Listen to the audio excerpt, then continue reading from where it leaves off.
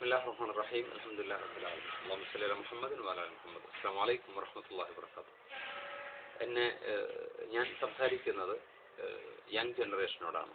Freak boys എന്നൊക്കെ പറയുന്ന spike മുടിയൊക്കെ അങ്ങനെ ഒരു മോഡേൺ സ്റ്റൈലിൽ പോസ്റ്റ് മോഡേൺ സ്റ്റൈലിൽ നടന്നുകൊണ്ടിരിക്കുന്ന യങ് ജനറേഷൻ അവരുടെ വലിയ മൊബൈലും വലിയ ബൈക്കും ഒക്കെ ആയിട്ട് ഇങ്ങനെ കറങ്ങി നടക്കുന്ന അടിച്ചു പൊളിക്കുന്ന പുതിയ തലമുറയോടാണ് സംസാരിക്കാനുള്ളത്. നിങ്ങൾ സ്വയം ഒരു ഇൻഫീരിയോറിറ്റി കോംപ്ലക്സ് നിങ്ങൾക്കുണ്ട് ഇസ്ലാമുമായി ബന്ധപ്പെടുമ്പോൾ.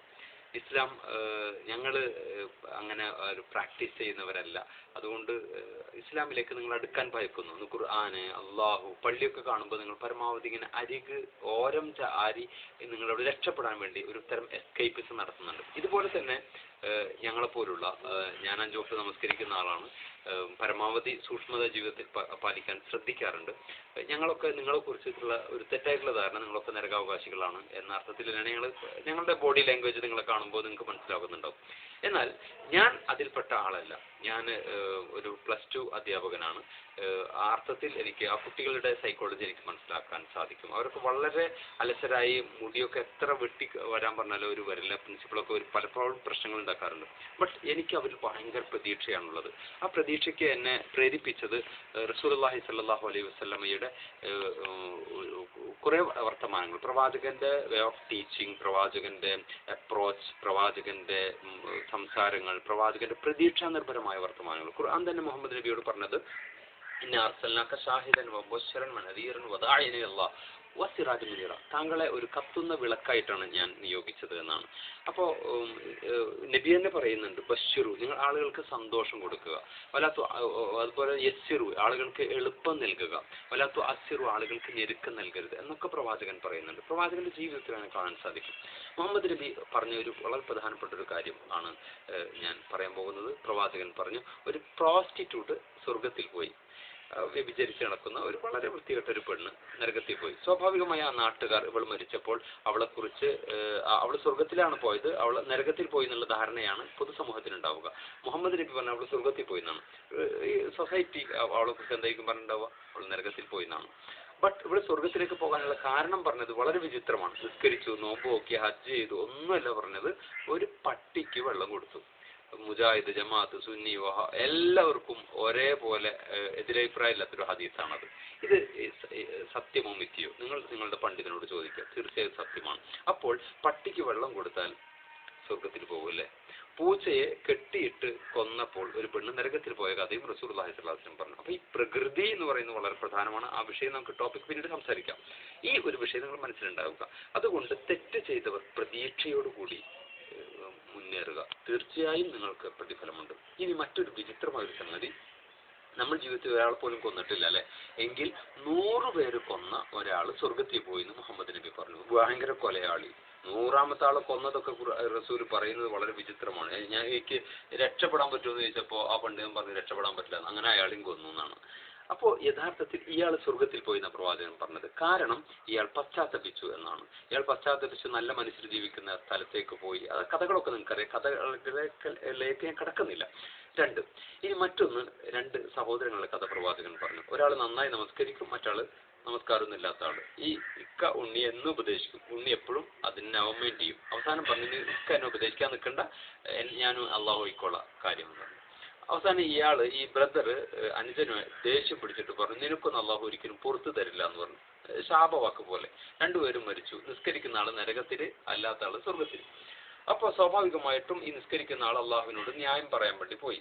അള്ളാഹു നീ നീതിമാനാണെന്നാണ് ഞങ്ങളുടെ ധാരണ, നീ അനീതിയാണല്ലോ ചെയ്തത്. അപ്പൊ അള്ളാഹു പറയും, അനീതിയല്ല ഞാൻ ചെയ്ത നീതിയാണ്. അനുജൻ നിസ്കരിക്കാത്ത ആ വ്യക്തി അവസാനം മരണസമയത്ത് എന്നോട് പശ്ചാത്തപിച്ചു, ചെയ്തു പോയ പാപങ്ങളൊക്കെ ഞാൻ പുറത്തു കൊടുത്തു, അവൻ സ്വർഗത്തിലേക്ക് പോയി. നീ ആകട്ടെ എല്ലാ സൽക്കർമ്മവും ചെയ്തു, പക്ഷെ നീ ശിർക്ക് ചെയ്തു.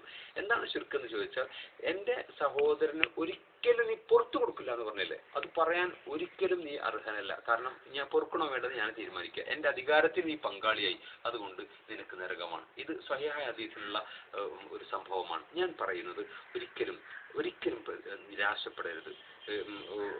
ലാ തഖ്നതു മിർ റഹ്മത്തില്ലാ, അമിതമായി തെറ്റുകൾ ചെയ്തവരെ നിങ്ങൾ ഒരിക്കലും ഇനിയും നിരാശപ്പെടരുത് എന്നാണ് ഖുർആൻ പറയുന്നത്. ഇന്നല്ലാഹ യഗ്ഫിറു ദുനൂബ ജമീഅ, നിങ്ങൾ പാപങ്ങളൊക്കെ അല്ലാഹു പുറത്തു തരുന്നു.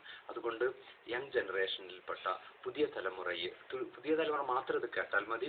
5 വക്ത് നമസ്കരിക്കുന്ന വളരെ പരമഭക്തരായിട്ട് ആളുകൾ ഒരിക്കലും ഇത് കേൾക്കേണ്ടതില്ല. അവരൊരിക്കലും എന്നോട് വിഷമം വിചാരിക്കരുത്. അതുകൊണ്ട് എൻ്റെ സുഹൃത്തുക്കളെ, എൻ്റെ മൈ ഫ്രണ്ട്സ്, നിങ്ങൾ ധൈര്യസമേതം നിങ്ങളുടേതാണ് അള്ളാഹു, ഇവരാരുടേതല്ല, ഉസ്താദ്മാരുടെ ഒന്നുമല്ല അള്ളാഹു. അള്ളാഹു എന്ന് പറയുന്നത് നിങ്ങളുടേത് കൂടിയാണ്. റബ്ബുക്ക എന്ന് ഒരുപാട് സ്ഥലങ്ങളിൽ ഖുർആൻ പറയുന്നത് നിന്റെ പടച്ചവനാണ്.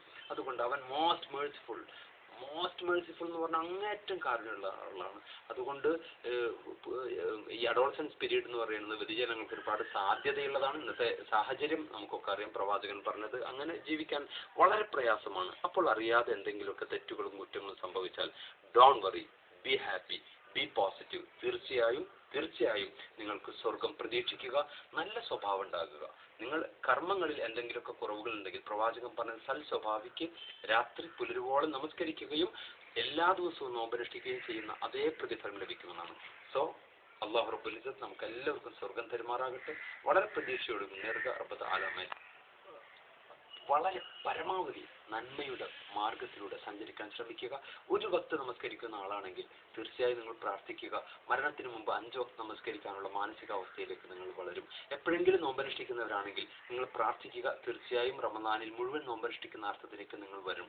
മനസ്സ് അള്ളാഹു അങ്ങനെയാക്കി മാറ്റും. ഇപ്പോൾ നിങ്ങൾ ചെയ്തുകൊണ്ടിരിക്കുന്ന ചെറിയ തെറ്റുകൾ, അതിനെക്കുറിച്ച് മറ്റുള്ളവർ ഭത്സിക്കുകയും പരിഹസിക്കുകയും ചെയ്യുമ്പോൾ നെവർ മൈൻഡ് ഇറ്റ്. ഇൻഷാ അള്ളാഹ് നിങ്ങൾ ആത്മാർത്ഥമായി അള്ളാഹുവിനോട് പശ്ചാത്തപിച്ചാൽ തീർച്ചയായും അള്ളാഹു പുറത്തുവരും. ആദ്യ മനുഷ്യൻ തന്നെ അനുസരണക്കേട് കാണിച്ചാണ് ഈ ഭൂമിയിലേക്ക് ഇറങ്ങിയത്. അത് ആദം അലൈഹി സ്വലാത്തു വസ്സലാമാണ്. അതുകൊണ്ട് ആദം നബിയോട് പറഞ്ഞു അടുക്കരുതെന്ന് പറഞ്ഞു. ആദം നബി അടുത്തു. ഈ കഥ എന്തിനാ അള്ളാഹു നമ്മളോട് പറഞ്ഞത്? ഇത് മനുഷ്യ സഹജമാണ്. തെറ്റുകളും കുറ്റങ്ങളൊക്കെ സ്വാഭാവികമാണ്. അതുകൊണ്ട് ഒരിക്കലും തെറ്റ് ചെയ്തവർ ഭയക്കേണ്ടതില്ല. അള്ളാഹുവിനോട് പശ്ചാത്തപിക്കുക. തീർച്ചയായും എല്ലാം പുറത്തുവരും. പടച്ചവൻ നമ്മെ അനുഗ്രഹിക്കുമാറാകട്ടെ. All the best. അസ്സലാമു അലൈക്കും വറഹ്മത്തുള്ളാഹി വബറകാതുഹു.